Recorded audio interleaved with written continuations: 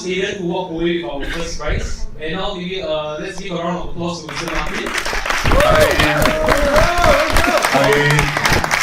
I'm just thinking, such a small audience as compared with before. Is it because my posing is not as good as theirs? I really enjoyed. So we talk about those who are really good.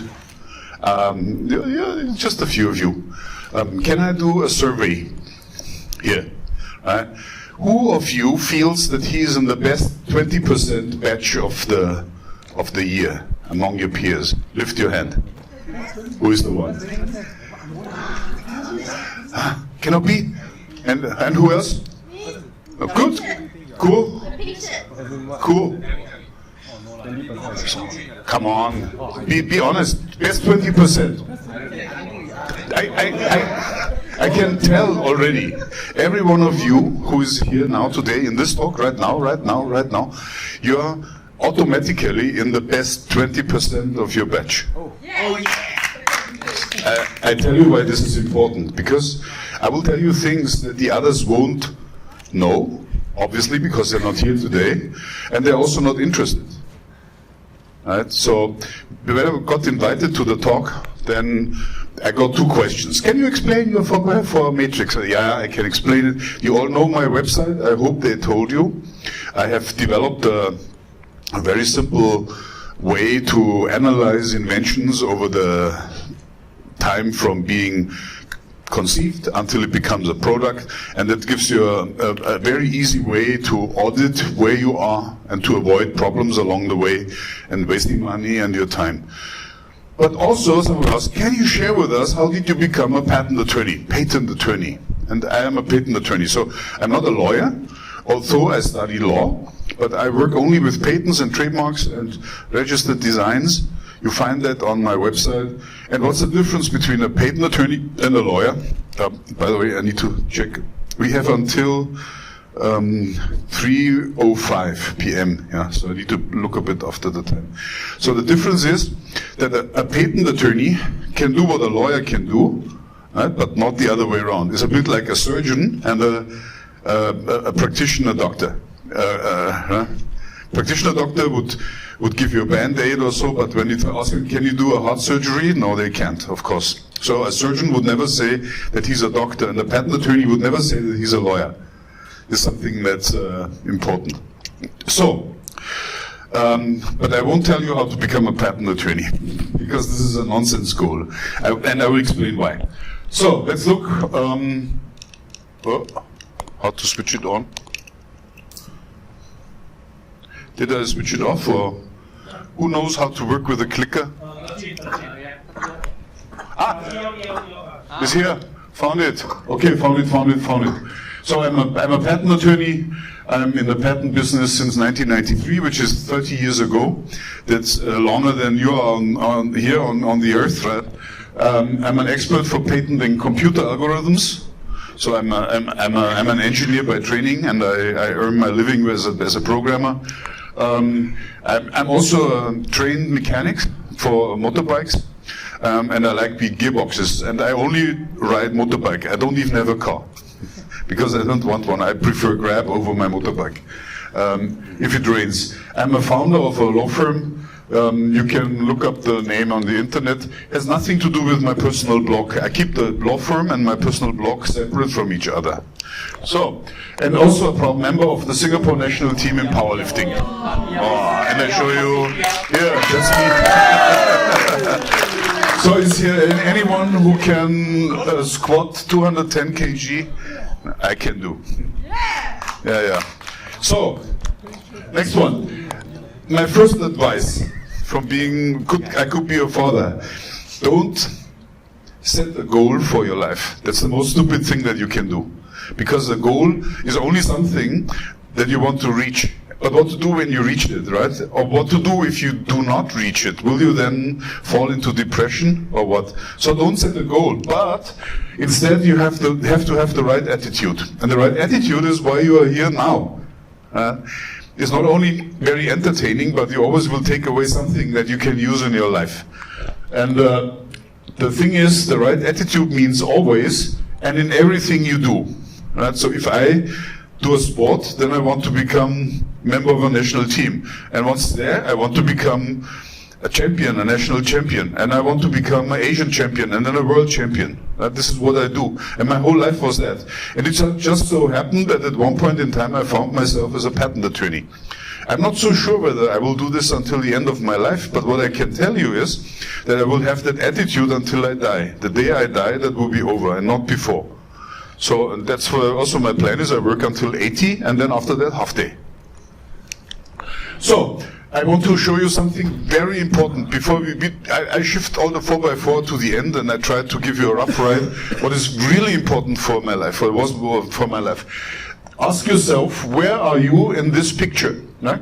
Imagine there's a cart, which is your business or your family or your whatever you want, and then you find people that sit in the cart and others that pull it. And then there are guys that walk along. And you would be surprised. These are the bullies. There are very few of them, maybe 20%. Then you have 60% of those, and then again 20% of those. And those 20% is you. And whenever you stay here, you will always have success. You will always reach something that you can present. You will have a nicer life, a better life. Right? So try to be here and not here, and get rid of these guys here. So I want to also to clean up something here. You know the Gauss, the bell curve chart is Gauss has invented it, and what people tell you is, as long as you stay in the 95% or better in the average plus minus 1 sigma, everything is okay. Go with the flow. Complete nonsense. Life doesn't work like that. Life works like that. Pareto is the life. You know, Pareto was a very important guy. He says 20% of the people forget 80% of the work done in a company, in a family, in an association, in whatever you take in life, right? And that is fractal, which means 20% of 20%, which is 4% of the people in a company, get 64%, is 80% of 80% gone. Right? So, try to be the 20% or the 4%. I show you how that works. These are the 4% here. 4%, they get 2/3 of the work done. Then, the B, ABC, right? The B are these. And they get 36% of the work done. Many more achieve much less. And then you have the C. And the C is clearly the lower 50%, plus those of the B that are not achieving, is B minus. And that's what you should aim at. Always look for people that are here in the A or in the B plus. And don't ever fall into that. And this is how it looks over time. This is the performance, all right? When you have an A player and a B player, and that also applies in sport. The A player and the B player, they both start at the same level. And while the A player continues the high level here, with some fluctuations, of course, because we all have bad days, right? But the B player falls down to average. And it's only average. And average is what most people achieve, 80%.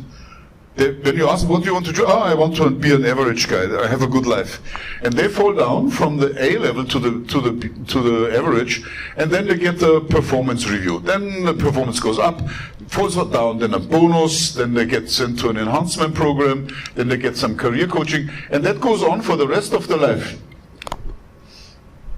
Now the C. The C are here. They also start very high. So you don't recognize the difference between an A, B, and a C in the beginning. You would only see it after some time. Namely, when the performance falls to the grave level, more or less. Then you bring it up. Then comes under full management. Once you're under micromanagement, something is wrong. Then you should quit. But then goes up. But then back to full performance. And what happened here? Tasked with organizing the annual company retreat. And I have seen that. These people, they perform very well with nonsense tasks, but they like it.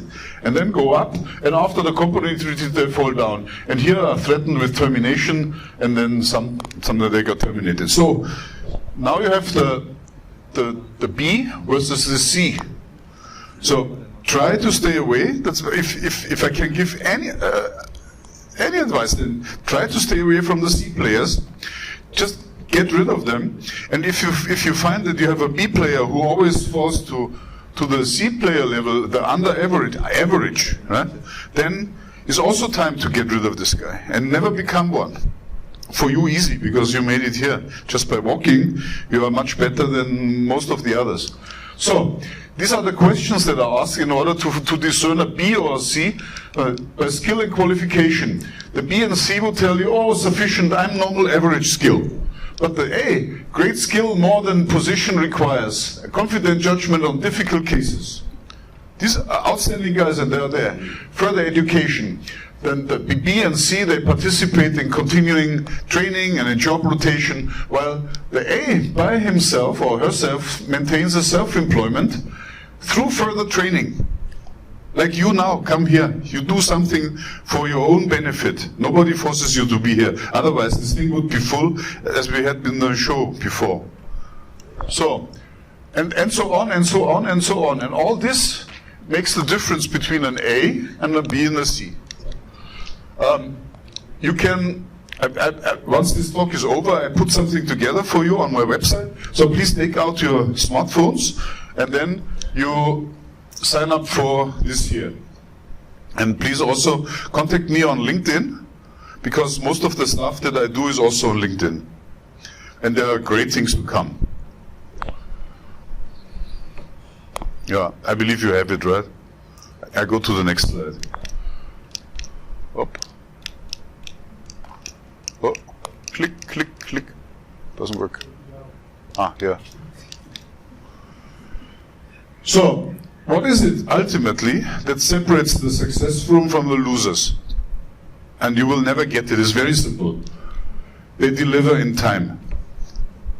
That's the only difference, actually. If you're punctual and you deliver in time, then you automatically belong to the best 20%. So the next one is, but problem is, what to do if you run out of time? Because that happens also, right? We have so many things on our plate, and then we run out of time for a certain task. Very simple. You have the choice. Do you compromise in time, which means you ask, can I deliver it tomorrow instead of today? Then you can compromise in quality. Quality means you just deliver what you have, or compromise in price. You say, okay, I'm a bit slow, I'm a slow worker, just pay me 20% less, but leave me on my job. So which one of the three is the right one to do? Because you can't do everything. Compromise. Let's do a survey. Who would ask for more time if you complete the task? Lift your arm. Nobody. 1, 2, 3, 4. 4. Who would compromise in quality and deliver in time, but just not the quality that you expect? 1, 2, 3, 4, 5, 6. 6. So the rest, compromise in price, you would do for less? Lift your arm. 1. So only one, and the other have no opinion. So the right thing to do is compromise in quality. Deliver in time. Keep the price the same, but you deliver the better work piece the next day or after 2 days, but without charging more. Right? So deliver in time, so that the people have it, and then you have a second version which then has all the quality features that you expect from yourself. That is the way to stay in the 20% when you are on the job. And I promise you, the more often you do it, the better your quality will be with the first delivery. People are very seldom angry if the quality is not so 100%, but only 80%. But they're very angry if you're too late. Okay, how to win every job interview in life. Who of you had already a job interview before? All of you? All of you. How many of you had a job interview that was not successful? All of you? Okay, I show you a way to win every job interview in your life. And alone for knowing this, it's worth sitting here. Problem is, you need to watch this interview with Scott Adams. He's the guy who created a comic series. And you need to go to the website, to my website here, and you need to search for say this and win every job interview by providing your best. So this is the IP lawyer tools, right? And you need just to go there, go for search and search for job interview, and you will find this YouTube video. And I have tried it out with many people, and it always worked. Always. Okay? Have it? I go to the next slide? Okay? Now, my personal, whatever, 20 minutes is over, my personal help for how to become a patent attorney was this. So please don't set the goal to become a patent attorney. By the way, if you want to become a patent attorney, then please apply at our website, and I can help you to become one. Or at least to get a job that you really like. And so apply with our firm, Schweiger & Partners. No? Now to the innovation part. What is innovation? Nobody can define innovation at all. Most people don't know what is innovation. But innovation is very simple to define. The first element is it must be new. If it's not new, that's not an innovation. But the new doesn't mean that it's absolutely new. You could also open, let's say, a McDonald's restaurant on a remote island in the Southern Sea, where there's no restaurant at all, and you open a McDonald's restaurant, that's new. So that could be an innovation. The next thing is, it must generate profit. If it doesn't generate profit, then it's also not an innovation. So most research that is done at universities never aims at making any profit. So that's not innovation, that's hobby or research or teaching or whatever, but it's not innovation. The third element is, all that must be done in a short amount of time, and that follows from the definition of power. Power is the work done divided by the time that you need for doing that work. That's the definition of power. 1 watt is if you lift a mass of 1 kg, 1 meter in 1 second, then you have 1 watt. And the same definition applies here. You have something new that generates profit, so many dollars, and divided by time. So innovation is measured in dollars per month, dollars per day, dollars per hour. That's innovation and the important part of it. That means also, I told you, if it's not provide growth, then it cannot be an innovation. Impossible. So, and I talk about incremental versus non-incremental innovation, and I will show you with a little example how that looks like. Incremental innovation is what people do that have no creativity. They have a problem. Excuse me, if you want to talk, why don't you go outside and talk there? You're disturbing the others. And incremental innovation means that you do something out of your toolbox. Right? You have a product that you want to change, and then someone tells you, a customer, I would buy 100 products if you paint it blue instead of red, and you bend that corner backward instead of forward, and then you have a new product, obviously. But is it a great innovation? I don't know, it depends on, is it new? Does it make profit? Is it done in a short time? I would say yes, it's innovation, but it's incremental, because you don't need to invest much brain power into developing it, because it's so obvious how it's done, but it's work to do it.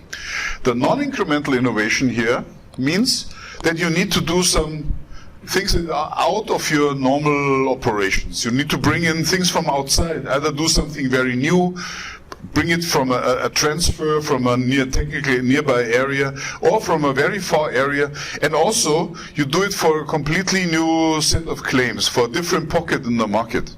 So that's the difference between incremental and non-incremental innovation. And you would see it in the answer of matrix that I will explain to you. That's something that you need to know when you want to know about innovation.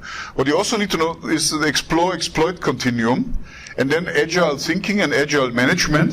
I believe you have heard about that. Who has already heard the word agile? Scrum. Does it say something? Ring a bell? Never? Huh? In software development you do that, but that is nowadays also done for general innovation, for engineering, for example, for anything. And then also you have the 4x4 innovation strategy, which brings in the intellectual property part and also the freedom to operate part into the innovation and the market response testing. And also the blue ocean strategy that talks about whether someone is willing to buy your product and you can build it while your competition is not allowed to do so. So these are the things, and I give you an example because this sounds so remote. First, I want to recap what is the 4x4 innovation strategy. On my website you can download the abridged version of the book for free. So I would recommend that, because when you work with innovation then you should have read this. It will protect you. And in very short words, it's like this. You have a technology readiness level, so when you have a new idea, that would first become a conceptual model or a proof of concept. Then it would evolve in a prototype, and then you have the first product. And then each one of the stages, you need to go through R&D, to freedom to operate. Am I allowed to do what I want to do? IP protection, and then the market validation. And you go through that stage. In the first stage for the idea you spend 20,000, the proof of concept you spend 50,000, the prototype you spend 185,000, and you get, here's the result of the market validation. You start for the idea with 3 letters of intent, 3 paid reservations, 3 paid pre-orders, and then the product development in the end would be this, and you have 3 paid orders, but you spent 1.45 million, which is very realistic, but you also have 3 paid orders here already. The total costs would be 1.7 million for a new product. So bad that Professor Lim is not here, because he could confirm this is a typical price for a new product for the Rode und Schwarz. Could even be more, by the way. Good. Now let's look at this. I will guide you. This is the prior art. That is what is existing. You all know a garden swing. Then the garden swing, someone comes and says, hey, I want a new garden swing. I was thinking about this. Right? And then you say, of course, yes, we can build that because we are experts in garden swings. And then you get it, that is the conceptual model, the prototype, and the final product. And I will show you how you get through this funnel from the prior art to the ultimate product here, and why it is done this way. Because when the customer asks for this, they don't know that ultimately they will get this and not this, because it's really too much out of the normal operations of the company. Good. So this is the prior art. These are our 4 stages. This is market review. I've split it up into the broad market, individual customers. This is intellectual property, prior art, and then the R&D here.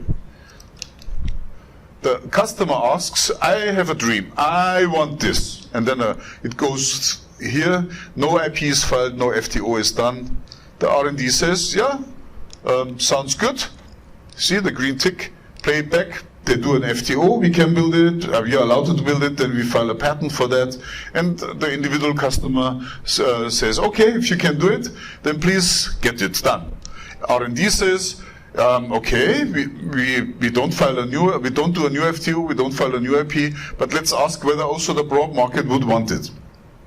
Broad market says, yes, we want that. Everybody wants to have such a swing, right? It's quite cool, actually. If I had such a swing in the garden, I would really use it every day. Good. So, this is how it looks in a 4x4 matrix. You have green ticks for the idea stage, green ticks for the R&D, the FTO, the IP, and the market validation. In the blue ocean diagram, this looks like this. The blue ocean is this is what the customer wants. This is what the competition can do, this is what we can do, and ideally it should be here. That would be our green ocean. But we cannot do it, but because nobody can build such a swing. Right? We cannot do it, so it's here, and the competition can also not do it, it's here. But this is not a real product, because it should be here. We cannot sell it. Right? So this is the blue ocean representation. Then in the Ansoff matrix, that's also important to know. Ansoff matrix talks about risk. Here you have the existing market with the existing product. It's here. The prior art sits here. Right? If you want to do a development, then you can do a new product. Right? And by providing an incremental innovation here, or you find a new market segment for this, or you do a diversification, which means that you need to get the know-how for doing the product from somewhere else. Probably here you need a tree surgeon or someone who knows how to convert a living organism into something that you use as a swing, because you need to cut the tree half and there's no more life for the upper part. So it's not really straightforward. Okay. Let's look at this. We find out this is not possible to build, so we need to change our product. What do? We try this, we do a swing, and this has an anchor shape, so it also gives you the feeling of an enclosure that is swinging, you are enclosed, and is a bit similar, right? So for a proof of concept, not bad. Let's see what the market says. So we set up our new product model, the proof of concept, and we go through the stage here, conceptual model stage. We don't do a freedom to operate. We file an IP, and we ask our individual customer, and he likes it. Of course, he likes everything that has to do with swings. Go back to the R&D. Then they go back. They do an FTO now and ask the broad market. And now, guess what? The broad market does not like it. So this thing is dead. This thing is dead. Do we give up? No. Next one. We look at the 4x4 matrix. We have green ticks here, but a red tick here. So, and that means that doesn't work. We need to change something. We need to pivot. This is called to pivot. Pivot, turn around. Right? This is a tick because it's covered by the earlier idea here. The IP there's an earlier IP in the early verification stage. That's why it's green. Good. In the blue ocean diagram, we can build it, right? But the customer doesn't want it. So it goes out from that circle into that circle. And also, the competition can also build that. That's not so difficult. So it sits here. Do we want that product? You would be surprised there are so many idiots out there who would still build that product. And why? Number one, they don't ask the broad market, and number two, they don't have the decision. They don't make the right decision at the point. They think, oh, but this is such a nice swing, everybody should like it, we must build it. And then the director decides, we build this thing. And only to find out later, then they invested a lot of money, that nobody will buy this. And you can find out early.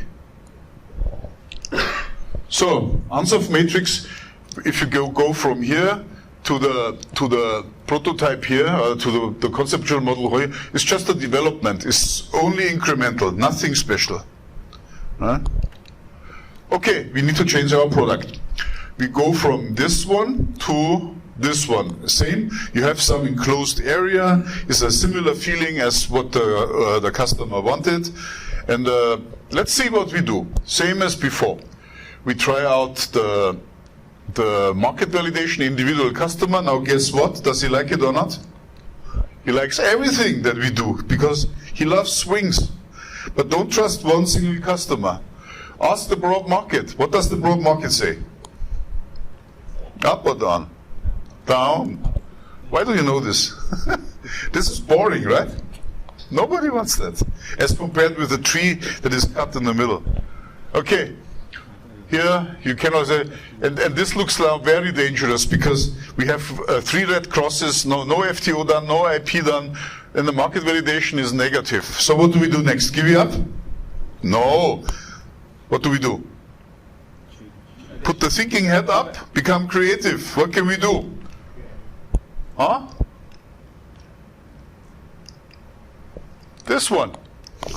Let's try this. Is this incremental or non-incremental? Non-incremental.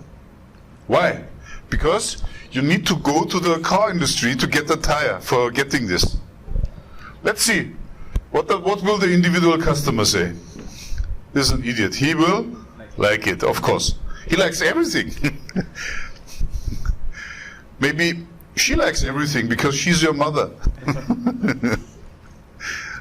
So the individual customer says yes. Okay, then we do the market evaluation. What does the market say? Yes. Ah, better, right? So if you have the broad market and the broad market says yes, is this a good product? Yes. Why? Because the people pay money. And this is how it looks like. Here, you have 4 green ticks, and the advantage is you have a patent done, you have freedom to operate, and then you have something that sells. And we came from here, we went over this, then this, then this, and this, and now we have a product that works. This is how it should be. How does the blue ocean look like? We started here, then we did this thing here with a bent anchor shape. Then we did the then we did the one with the 2 boards on top of each other. We can build it. The competition cannot build it because we have patents for that. But the customer doesn't want it, so we are here. But now we moved this here. We have a patent for this. Competition cannot do it, and the customer wants it. We are here where the yellow arrow is, and that's how it should be. Right? In the Unsolved matrix, this is a diversification, and it's related because it comes from a neighboring industry. By the way, these arrows here, they indicate the risk. So the most risky part in the unsolved matrix is here, and you have high profit, and the less risky one is here, but there's very little profit. So companies should always try to go here, in this area, or here, somewhere here. Not here, because here is Red Ocean fighting about the lowest price. There's always someone who can do it cheaper. Good. The explore-exploit continuum. We started here, then we do this, and along the way we have all the prototype and whatever. And then suddenly there's a miracle here, and the miracle is that we have this idea with a tire, and then we have a product that flies. Good. Must read literature. This is really what you must read when you go out from here and you want to know more. Daily 30 minutes, first thing in the morning, read something that has been written long before the printing machine was invented. You're from China, many? Sun Tzu? Does that say something? Ring a bell? Sun Tzu is a Chinese general who wrote the book thousands of years ago. How to pronounce it? Sun Tzu. You sure? Sun Tzu. Sounds like Beizi. No, Sun Tzu. Okay, so Sun Tzu would qualify. Then the Bible would qualify. Right? Also, something very old. Read it every day, 30 minutes. So good. Then also the Good to Great book of Jim Collins is a red one. That's a classic. Then what do you want to do with your life? And then that one you can download for free. The Hans Klimt has written that. And as you are now in the transition to the work, you should read this and find out what you want to do with your life. Right? The next one is the Blue Ocean Strategy. It's the one with the 3 circles, the 3 circles where we move through. That's a very enlightening book. Then the next one is the Lean Startup of Eric Ries. That would teach you about the pivoting whenever something doesn't work. Then the 4x4 Innovation Strategy by me. And then the Serial Innovators by Griffin Price Work. This is for people who invent a lot. Is there anyone among you who is very creative? Okay, I ask a few questions. In what area is he creative? Is he a good dancer and has dancing? Yeah. Ooh, okay. Did you ever did competitive dancing? Yes. Did you ever join a team of dancers? Yes. Did you write a choreography yourself for dancers? Not yet. Soon. Soon. Okay, how old are you? 24. Wow, very cool. Is there any other area in your life where you are creative? Because usually people have 2 or 3 or 4 people. Are you a writer, painter, designer? Digital media kind of things. Design in the digital media? And like my day job is like a product manager basically. Okay. And you just ideate for campaigns for brands and stuff. Okay. So you're very creative in marketing. I try my best to do it. Okay. Yeah. So that's something outstanding. And if you're like this, I recommend that you read this book, because this will speak to you. Anyone else here who's creative? The funny thing is, 60% of the people have zero creativity, and not only little creativity, but zero creativity, and 40% have creativity. I mean, at least a little creativity, but only 20% of those 40%, which is 8%, they do the majority, 80% of the creations in this world. And what I can tell you is, being creative is not really a blessing, it's a very dangerous curse. Because creative people easily get lost in creating. Because once it's created, then why would I do this boring nonsense now? I have created it, right? Let's go for the next one. So I've also seen that it can be a curse. So as you speak of a day job, then it's already the right approach, because you try to channel a bit your life so that you still have food on the table.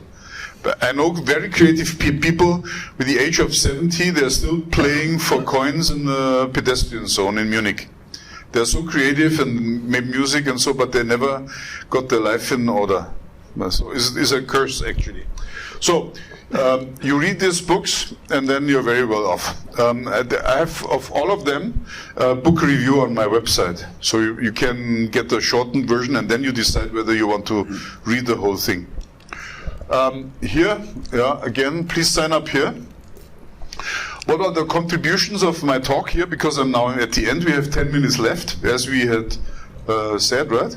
The ABC classification in life. Of course, you should go for always.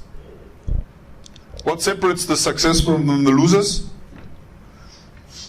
Deliver in time. Always. Being creative can be a curse. Never forget that. What is wisdom? I left that one out because I wanted to use more time for the other stuff. I told you, where is your place in the company the same? You find about that a lot on my website. If you Google for the terms here, then innovation defined. You now know what is innovation. It has 3 components. What are the 3 components? Something new. Must be new. Number 2. Generate profit. No profit, no innovation. Number 3. Short time. If it's not in a short time, it's low power. We don't want low power, we want high power. Did I pump you up? Cool. What is a calling and what is a life? Ways for charting innovation. I've shown you. If you need that, please go into my book. And also the next one would be the innovation tactics. There would be more about that in the innovation tactics. Show you a few examples how that is done. And then what is a calling and what is life? I have also left that out because we don't have enough time. And now you can ask questions. Huh? So does anyone have any questions on the floor? Any questions? Maybe you guys, maybe instead of using Slido, you can just have a verbal one, since it's just a small group over here. Anyone got any questions? Can you leave the slide? The last one. The last one. Why don't you start with a question first? Please put the slide. Yes, thank you. Because it's all there. It's better than putting the... Okay, so maybe I have a question over here. Yes. Thank you, Mr. Martin, for the advice and the talk. That was very insightful. I think my question would be, based on your experiences with working with innovators, what is one piece of advice that you want to give them? Innovators, advice. Think carefully, because I have seen so much failure. if you're an innovator, you can easily destroy your life by innovating. Because the problem is, if you innovate just for the sake of innovation without looking for people who would buy what you invent, then this is a hobby and it will destroy you. You will lose your savings. Even your mother would sell her apartment for you, and so I've seen all this, and that's the biggest advice is count the costs before you even start, and think carefully before you start. And if you're not 100% sure, then okay, then start the first box in the 4x4, invest 20,000 and find out whether the idea, if you materialize it in a PowerPoint simulation, whether there are people there who pay you money for the idea. Right? And only then would I go carefully to the next box. Especially if you set up a startup. You know there was this startup, Silicon Valley Bank, that went bankrupt last week, just yesterday before 1 week. And the business concept in Silicon Valley is that there are people giving venture capital, means risk capital, to 15 companies. And then they hope that one of the 15 companies would increase in value so much that the money that is gained there would be enough to pay for the losses for the other 14. Problem is, this is not an experiment with rats. These are human beings, like you. So now think carefully. Do you want to be in a startup company that goes bankrupt? And the answer is no, because it's really painful. And I've seen it over 100 times. And 600 failed products or so. Why do I see that? Because when the companies don't renew their patents, then I ask them, why not? And they say, yeah, because the product doesn't work. Or even I talk with the insolvency liquidator because he wants me to help him to sell the patents that are left from the bankruptcy. And so, is my advice clear? Be very cautious with what you do with your innovation. Rather, send me a message on LinkedIn and say what you have, and then we can see. Thank you so much. Yeah. So, did you contact me on LinkedIn? Hopefully. Not yet. Please do it.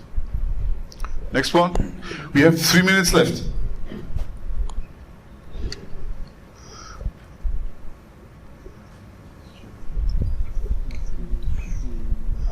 Thanks for sharing. I think we have another question is something more generic, but because we are all students, right? We haven't started. Most of us haven't started our own career, right? So, what is one advice that you would give to us based on your years of experience in the working world already? Advice for what? Advice for before we start work, before we look for something that. Okay. There's one advice that would support the. Get that job in the interview. You must have your own blog, right? You must have your own blog. That is not sufficient to have a Facebook site or a LinkedIn. Have your own blog and write about things that you know from what you have done during your professional training here or somewhere else, and show that you have more interest than others. Nobody has a blog out there, huh? And then if you're in that interview and the guy there's not much to talk. What we want to find out: are you a Class A? Do you think that I'm interested when your grandmother passed away? No, I'm not. I'm also not interested in your. In what are the subjects in your exams? What I want to know is, were you in the best 20% of the batch? I don't care what it was, because we are not hiring you because of the knowledge that you got from university. You are here because you have a degree, you have passed education, and you were competing with others, and I want the best. Simply, from the 100, 20, maybe 10. Right? And you can show that by having your own blog. And the blog is about what? About books that you have read when you studied. Book reviews. You can write book reviews like write 6 book reviews here. And then in the interview you can talk about the book reviews or about the blog. How is it about a blog? You can also put information on the blog about the company you're applying with. Do your research and write articles about the industry that you're aiming at. And then in the interview you can talk with a HR guy. He would ask you, why are you here? What do you have? Why do you like the job? And I say, what a coincidence. Thank you for your question. I'm here because I'm so excited about, and then what is it? I don't know. Oscilloscopes, for instance, because Benoit sits there. So I'm so excited about oscilloscopes, and the HR guy, what? I said, yeah, I know. You build oscilloscopes, and I'm here because I'm dedicated to that. I even have a blog about oscilloscopes. Now guess what? Who wins the competition? Okay? Have a blog before you apply somewhere. Anything else? More? If not, maybe I would just like to say a thank you to Mr. Martin. Thank you very much. I think one really huge lesson that we can take away from this session is really that if we face any problems in life, we shouldn't just avoid it. Maybe we should try to pivot around and overcome the obstacle. Yeah. So once again, thank you.